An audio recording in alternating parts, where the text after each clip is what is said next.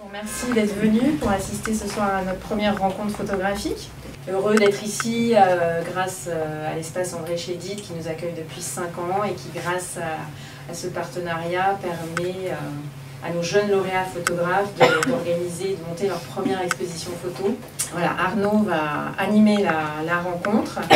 On va d'abord vous présenter les portraits et leur parcours. Et puis ensuite, il y aura une petite discussion entre vous et eux. Voilà, merci. Moi, je crois que je me suis jamais posé la question. Peu importe les obstacles, peu importe les difficultés, en fait. Fallait y aller, quoi. Fallait toujours trouver une solution, quoi qu'il arrive. Je me suis pas posé la question, ça allait arriver, quoi. C'est comme s'il y avait une énergie à l'intérieur de moi, un peu inébranlable pour le faire. Moi, j'ai toujours voulu que ce soit mon métier, mais je pensais pas que ça pourrait le devenir. Si ça prend des années, ça prend des années. Si ça prend la vie, ça prend la vie. Mais je veux faire de la photo, quoi.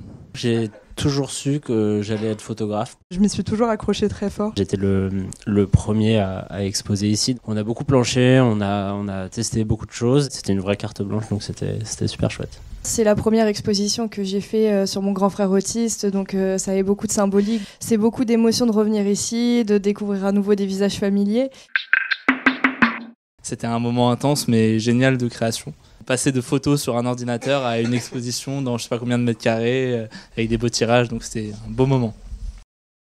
Voir tous ces photographes qui ont beaucoup compté pour nous, voir aussi comment ils ont pu évoluer, gagner en maturité, c'est très, très émouvant. Toi, tu es en terrain de guerre et moi, je suis en terrain d'ours. Et même si c'est des formes de terrain différents, c'est des espaces et il faut apprendre à les connaître. Tu as l'impression de tout maîtriser et en fait, tu maîtrises rien, quoi. De voir tout le cheminement de l'exposition jusqu'au livre et de voir effectivement les retours que j'ai pu avoir en France et à l'étranger, c'est vraiment, ça vaut tout l'or du monde en fait. Aujourd'hui, pouvoir vivre de cette passion, c'est un peu un rêve, donc je suis en train de réaliser au jour le jour.